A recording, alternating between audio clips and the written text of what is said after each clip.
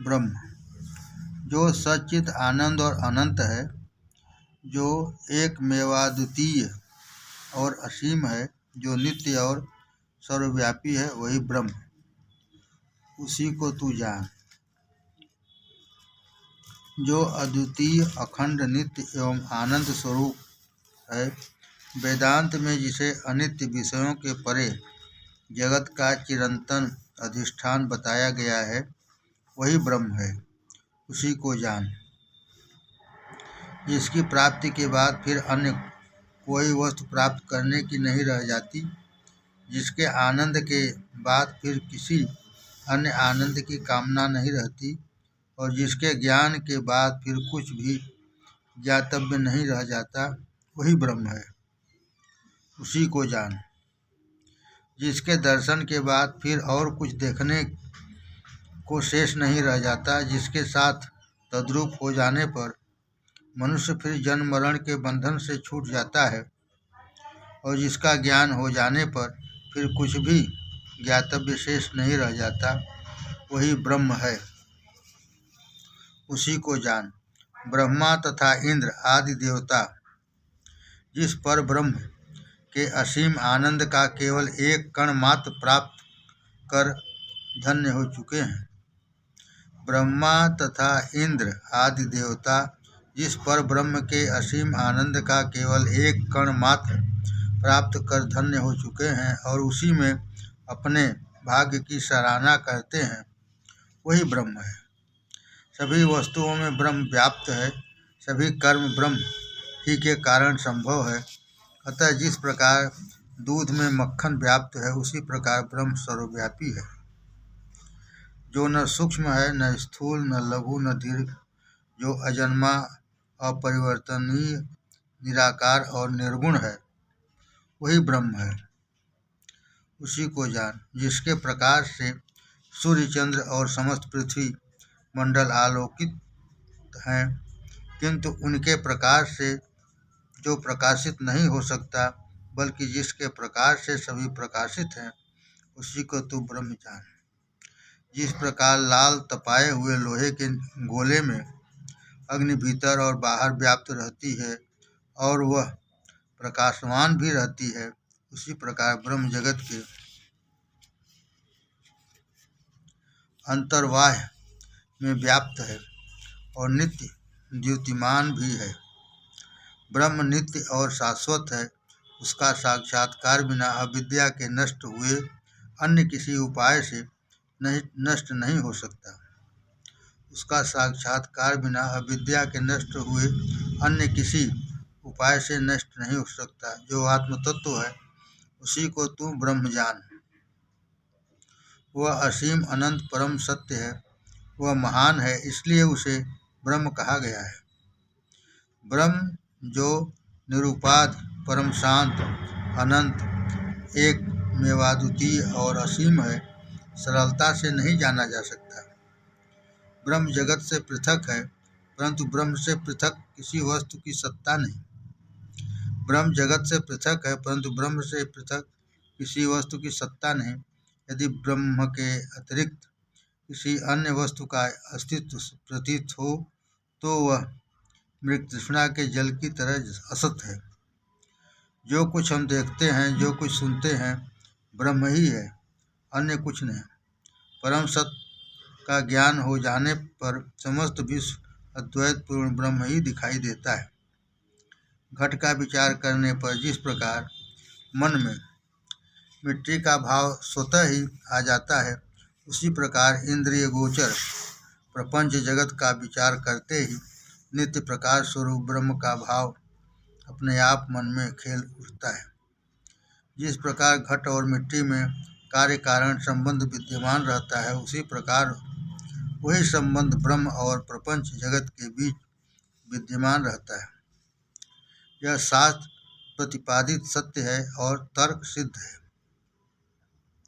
मनुष्यगण अपने सारे कर्म ब्रह्म द्वारा और ब्रह्म में करते हैं। मनुष्यगण अपने सारे कर्म ब्रह्म द्वारा और ब्रह्म में ही करते हैं, किंतु उन्हें उसका ज्ञान नहीं रहता। इसी प्रकार अज्ञानी व्यक्ति यह नहीं जानता कि घट आदि अन्य मृत्तिका पात्र केवल मृत्तिका ही है, अन्य कुछ नहीं। तू केवल ब्रह्म ही है, मैं ब्रह्म नहीं, यह धारणा कोरा भ्रम है। भ्रम से ही भेद बुद्धि उत्पन्न होती है, जो सारे दुखों का कारण है। भ्रम से ही भेद बुद्धि उत्पन्न होती है, जो सारे दुखों का कारण है। यद्यपि ब्रह्म बुद्धिगम्य नहीं है, किंतु फिर भी वह अनुभूति से परे नहीं, क्योंकि वह स्वयं प्रकाश है।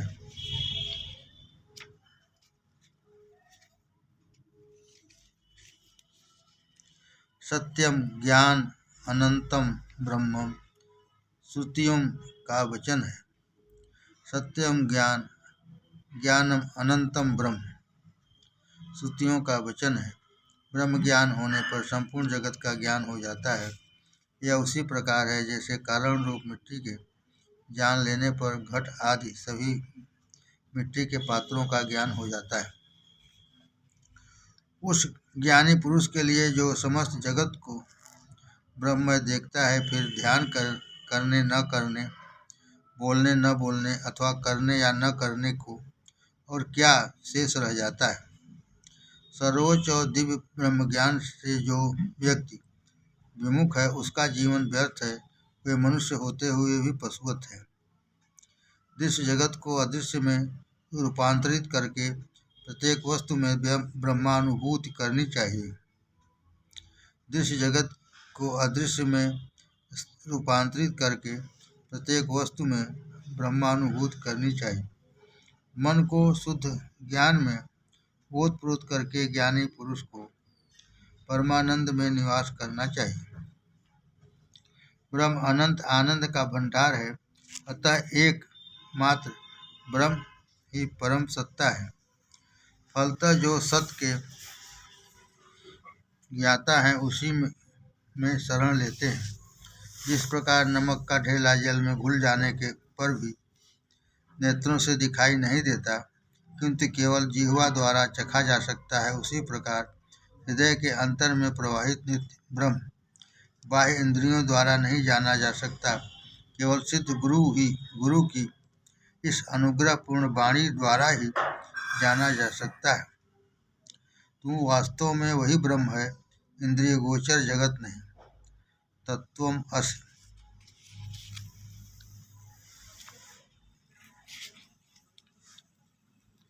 प्रकीर्ण। इस संसार में तीन बातें अत्यंत दुर्लभ हैं और वे केवल ईश्वर की अनुकंपा से ही प्राप्त होती हैं।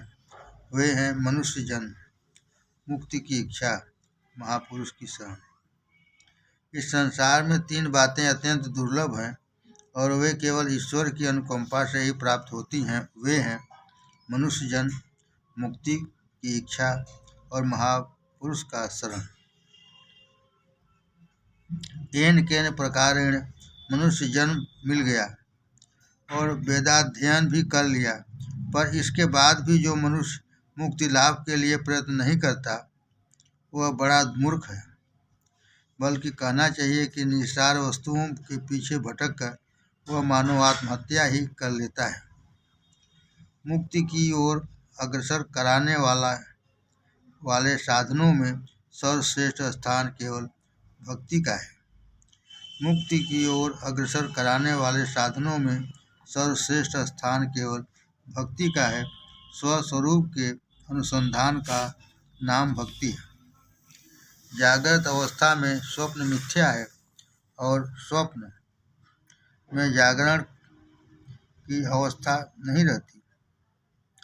जागृत अवस्था में स्वप्न मिथ्या है और स्वप्न में जागरण की अवस्था नहीं रहती। फिर सुषुप्तावस्था में ये दोनों नहीं रह जाती और न इन दोनों में सुषुप्तावस्था का ही अनुभव होता है। इस प्रकार ये तीनों ही अवस्थाएं असत्य हैं, क्योंकि ये तीनों त्रिगुण से उत्पन्न है, किंतु इनका साक्षी आत्मा तीनों गुणों से परे निर्गुण नित्य एक रूप एवं चिरंतन है। यह संसार यद्यपि हमारे दैनिक अनुभव का विषय है, जिससे सभी व्यवहारिक उद्देश्यों की पूर्ति होती है, किंतु फिर भी यह स्वप्न जगत की भांति असत स्वरूप है, क्योंकि इसका प्रतिक्षण विरोधाभास होता रहता है। ज्ञान और कर्म के बीच पर्वत सदृश अधिक विरोध है। ज्ञान और कर्म के बीच पर्वत सदृश अधिक विरोध है। भगवान व्यास ने इस पर निर्णयात्मक प्रकाश डालते हुए परिणामतः अपने पुत्र को इस प्रकार बोध कराया। इन दोनों मार्गों की वेद में शिक्षा दी गई है। एक है कर्म का मार्ग प्रवृत्ति और दूसरा त्याग का मार्ग निवृत्ति। परम अद्वैत की महानता का तुलना में देवादि भी दैत्य जैसे प्रतीत होने लगते हैं। परम अद्वैत की महानता की तुलना में देवादि भी दैत्य जैसे प्रतीत होने लगते हैं और देवलोक दानव लोक जैसा लगता है। दुख और मोह उसके लिए है जो इच्छा और कर्म का कारण नहीं जानता। दुख और मोह उसके लिए है जो इच्छा और कर्म का कारण नहीं जानता। उसके लिए नहीं तो आकाशवत, जो आकाशवत सर्वव्यापी शुद्ध बुद्ध आत्मा को सर्वत्र देखता है। भ्रम जिसका नष्ट हो गया है वह आत्मज्ञान को किसी कर्म अथवा किसी अन्य ज्ञान के साथ संयुक्त करने की इच्छा नहीं करता। जो व्यक्ति इस जगत का कारण शून्य मानता है वह मानो बंध्या पुत्र से संबंध स्थापित करना चाहता है। जो व्यक्ति इस जगत का कारण शून्य मानता है वह मानो बंध्या पुत्र से संबंध स्थापित करना चाहता है अथवा मृग मरीचिका के जल से अपनी प्यास बुझाना चाहता है। ज्ञानी पुरुष को सदैव तल्लीनता से आत्मचिंतन करना चाहिए। ज्ञानी पुरुष को सदैव तल्लीनता से आत्मचिंतन करना चाहिए। आत्मा यद्यपि अदृश्य है किंतु वही एकमात्र सत्य है। आत्मा यद्यपि अदृश्य है किंतु वही एकमात्र सत्य है और यद्यपि उसकी प्रतीत नाम रूप के जगत में होती है, फिर भी वह चेतन और ज्ञान स्वरूप है। जो कुछ भी कामना प्रेरित होता है वह दुख का मुख्य कारण होता है। जो कुछ भी कामना प्रेरित होता है वह दुख का कारण होता है और क्षण भर में ही निस्सार तथा फीका प्रतीत होने लगता है। केवल अज्ञानी ही उसके पीछे दौड़ता है। तीनों लोकों में प्रत्येक व्यक्ति सुख के लिए ही दौड़ता फिरता है। तीनों लोकों में प्रत्येक व्यक्ति सुख के लिए ही दौड़ता फिरता है, दुखों के लिए बिल्कुल नहीं। किंतु दुख के दो स्रोत हैं, देह के प्रति मैं का भाव और दूसरा संसार की वस्तुओं के प्रति मेरेपन का भाव। किंतु दुख के दो स्रोत हैं, देह के प्रति मैं का भाव और दूसरा संसार की वस्तुओं के प्रति मेरेपन का भाव। स्वप्न में कर्णगोचर मंत्र जागृत अवस्था में सत्य हो जाता है। स्वप्न में कर्णगोचर मंत्र जागृत अवस्था में सत्य हो जाता है और स्वप्न में प्राप्त इच्छित वरदान का फल भी प्रत्यक्ष रूप में प्रातःकाल मिल जाता है। इस प्रकार असत से भी सत्य की उत्पत्ति हो जाती है। सत्य परम धाम है, वह परम धाम है क्योंकि उपनिषदों का भी यही गंतव्य स्थल है। सत्य का अर्थ है मन, वाणी और कर्म से कपटाचरण का विरोध। सत्य का अर्थ है मन, वाणी और कर्म से कपट आचरण का विरोध। आत्मज्ञान के द्वारा जो भी स्वयं के में ब्रह्म है, कामना कर्म पुनर्जन्म का कारण अज्ञान निशेषतया नष्ट हो जाता है। मुक्ति लाभ का अर्थ है मैं और मेरा का प्रत्येक दिशा में त्याग तथा आत्मानुभूति के प्रति ही प्राणपण से चेष्टा। स्वप्न एक साधारण मानसिक कल्पना है। स्वप्न एक साधारण मानसिक कल्पना है जो असत है, क्योंकि उसके बाद वह फिर दृष्टिगोचर नहीं होता। स्वप्न एक साधारण मानसिक कल्पना है जो असत है, क्योंकि उसके बाद वह फिर दृष्टिगोचर नहीं होता। स्वप्न में व्यक्ति वस्तुओं को अच्छा बुरा, ऊंचा नीचा, रोचक तथा भयानक देखकर सोचता है कि वे वास्तव में सत्य हैं। उस समय वह एक क्षण के लिए भी नहीं सोचता कि वे सब मिथ्या हैं। इसी प्रकार आत्मज्ञान रूपी सूर्योदय तक यह संसार सत प्रतीत होता है। परमात्मा अपनी सृष्टि में न्याय रहित तथा करुणा रहित कभी नहीं है। परमात्मा अपनी सृष्टि में न्याय रहित तथा करुणा रहित कभी नहीं है। शरीर के प्रति पूर्ण आसक्त रहते हुए जो व्यक्ति आत्मानुभूति की अभिलाषा करता है, शरीर के प्रति पूर्ण आसक्त रहते हुए जो व्यक्ति आत्मानुभूति की अभिलाषा करता है, वह मानो मगर की पीठ को भ्रमवश लकड़ी का लट्ठा समझकर नहीं पार करना चाहता है। असंख्य ग्रंथों में जिस बात का उल्लेख हुआ है, उसकी व्याख्या अर्ध श्लोक में ही किए दे रहा हूँ। ब्रह्म सत्य है, जगत मिथ्या, और जीव ब्रह्म ही है, वह ब्रह्म से पृथक नहीं। श्लोकार्धेन प्रवक्ष्यामि यदुक्तम ग्रंथ कोटिभिः ब्रह्म सत्यम जगत मिथ्या जीवो ब्रह्मवे नापरः। हे प्रभु, जहाँ कहीं मेरा मन जाए वहीं मुझे तेरे रूप का दर्शन हो, जहाँ कहीं मेरा मस्तक हो वहीं तेरे चरण। हे प्रभु, जहाँ कहीं मेरा मन जाए वहीं मुझे तेरे रूप का दर्शन हो, जहाँ कहीं मेरा मस्तक हो वहीं तेरे चरण हो। प्रार्थना। मैं कोई मंत्र नहीं जानता, यंत्र भी नहीं जानता, न कोई स्तोत्र ही जानता हूँ। मुझे वंदना और ध्यान करना भी नहीं आता। मैं तेरी प्रार्थना की कोई कथा भी नहीं जानता। मैं कोई मुद्रा नहीं जानता, न विलाप करना ही। हे माँ, मैं केवल तुझ तक पहुँचने की बात जानता हूँ। मुझे विश्वास है कि तू मेरे सारे पापों का नाश कर देगी। दुर्भाग्य से, निर्धनता या आलस्य के कारण मैं तेरा भक्त बनने से वंचित रह गया। दुर्भाग्य से, निर्धनता या आलस्य के कारण मैं तेरा भक्त बनने से वंचित रह गया। मैं तेरे चरणों से हट गया। कल्याणमयी माँ, मेरी रक्षा कर। तू मंगलकारी है, मेरे पाप क्षमा कर। कभी कभी दुष्ट पुत्र जन्म ले सकता है, किंतु माँ कभी भी अकृपालु नहीं हो सकती। हे दुर्गा माता, तू करुणा की सागर है। मैं जब संकट में होता हूँ तभी तेरा स्मरण करता हूँ। इसे अवज्ञा मत मानना। स्वभावतः भूख प्यास से पीड़ित होने पर ही बालक को माँ की याद आती है। शास्त्र के आदेशों का मुझे ज्ञान नहीं।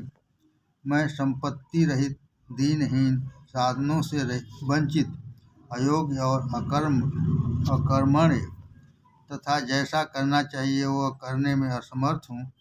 फलतः मैंने तेरे चरणों के समीप असंख्य अपराध किए हैं। हे माँ, जगत उद्धारिणी, मुझ पर कृपा कर, मेरे पाप क्षमा कर। हे माँ, यहाँ इस जगत में तेरे अगणित पुण्यात्मा शिशु हैं, किंतु उन सब में अस्थिर चित्त मैं ही हूँ। अतः यह कोई आश्चर्य नहीं मैं तेरे प्रति विमुख हो जाऊँ, किंतु फिर भी माँ मेरे प्रति तेरा विमुख होना कदापि संभव नहीं। हे माँ, मैं तुझसे धन संपत्ति या मुक्ति नहीं चाहता। मैं सुख और ज्ञान भी नहीं चाहता। मेरी केवल यह प्रार्थना है कि जब तक शरीर में प्राण रहे मैं तेरा नाम स्मरण करता रहूं। तेरे समान इस संसार में अन्य कोई पापी मेरे समान इस संसार में अन्य कोई पापी नहीं है, और तेरे समान पापियों का उद्धार करने वाला कोई नहीं है। हे देवी, यह बात ध्यान में रखते हुए तुझे जैसा सुप्रतीत होकर, हे शिव पशुपति, हे भवानीपति, मुझ पर कृपा करो। दुखों से भरे इस भवाटवी में मैं नितांत असहाय हूँ, मेरी रक्षा करो। हे शिव, मैंने हाथों से, पाँवों से, कान और नेत्रों से, मन, बुद्धि, वाणी से जो भी पाप किए हों अथवा जो पाप होने वाले हों, उन्हें क्षमा कर दो। हे शिव, आप दया के सागर हैं, महादेव हैं, कल्याण के आगार हैं, आपकी जय हो। युवावस्था में रूप, रस, गंध, स्पर्श और शब्दादि के विषाक्त सर्पों ने मेरे मर्मस्थलों पर आघात कर मेरे विवेक को नष्ट कर दिया। खेद है, शिव की भक्ति से रहित मेरा अंतःकरण गर्व और हृदय के आवेग से भरा रहा। अतः हे शिव, हे महादेव, हे शंभु, मुझे क्षमा करो। मैं अपने पापों के लिए प्रार्थना करता हूँ। मैं वृद्धावस्था को प्राप्त हूँ, मेरी इंद्रियां शिथिल है और विवेक शक्ति कुंठित हो गई है।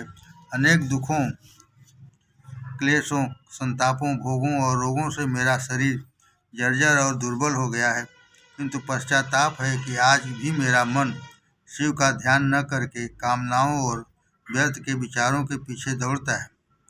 अतः हे शिव, हे महादेव, हे शंभु, मैं आर्त हूँ, मेरे पापों को क्षमा करो। प्रतिदिन मनुष्य मृत्यु के निकट आता जाता है। यौवन काल समाप्त हो रहा है। जो दिन व्यतीत हो गया वह पुनः कभी वापस नहीं आता। लक्ष्मी सरिता की लहरों की भांति अस्थिर है और जीवन विद्युत ज्योति की तरह चंचल। हे शिव शरणदाता, मैंने अपने को तुम्हारे चरणों में समर्पित कर दिया है, मेरी रक्षा करो। जो निरंतर सत्य में अधिष्ठित है, किंतु जिनका बाह्य असत और परिवर्तनशील प्रतीत होता है, शरणागत को जो वेदोक्त तत्वमसि के मंत्र द्वारा तत्काल ब्रह्मज्ञान करा देते हैं, जिसकी उपलब्धि से मनुष्य फिर जन्म मरण के बंधन में नहीं पड़ता। उन श्री दक्षिणामूर्ति के प्रति मैं नतमस्तक होता हूँ। संतों को परम सत्य का प्रत्यक्ष ज्ञान कराने वाले श्री गुरुदेव दक्षिणामूर्ति को मैं प्रणाम करता हूँ। त्रिभुवन के गुरु के प्रति मैं नतमस्तक होता हूँ। जन्म मरण के बंधन से छुटकारा दिलाने वाले साक्षात ईश्वर को मैं प्रणाम करता हूँ। मैं इस संसार के अगाध सागर में डूबा हुआ हूँ। मैं दुखों से कंपित हूँ।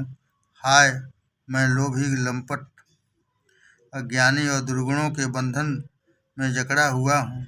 मेरी एकमात्र शरण हे भवानी, तू ही मेरी भक्त शक्ति है, तू ही मेरी सहायक। न मैं कोई दान देता हूँ, न ध्यान उपासना करता हूँ। मैंने शास्त्र भी नहीं पढ़े और न मैंने प्रार्थना या मंत्र का जप ही किया। मैं पूजा विधि भी नहीं जानता, वैराग्य भाव से वंचित हूँ। हे भवानी, तू ही मेरा आश्रय है, तू ही मेरी सहायता और मेरी शक्ति है। शुद्ध कर्पूर गौरम भगवान शंकर मुझ पर मंगल की वर्षा कर और मेरे पापों के लिए क्षमा प्रदान करें। समाप्त।